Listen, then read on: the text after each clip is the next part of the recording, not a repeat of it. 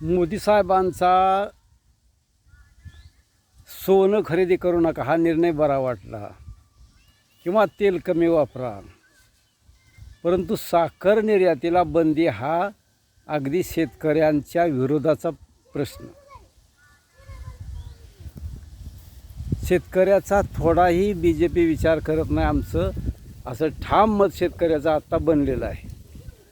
हिंदुत्व ह्या नावानं BJPला शेतकरी मत देतो, परंतु शेतकऱ्याचा हे BJP काहीही विचार करत नाही असं आमचं ठाम मत बनलेलं आहे.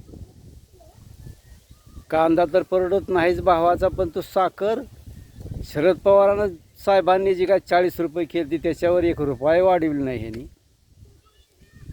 आणि साखर जे कारखाने आहेत ते टिकले तरच शेतकरी टिकेल, शेतमजूर टिकेल, धंदेवाईक टिकतील. एका कारखान्यात किती लोक जगतात त्या कारखान्यावर हे मी सांगायची गरज नाही, तुम्ही अभ्यास करा त्याचा.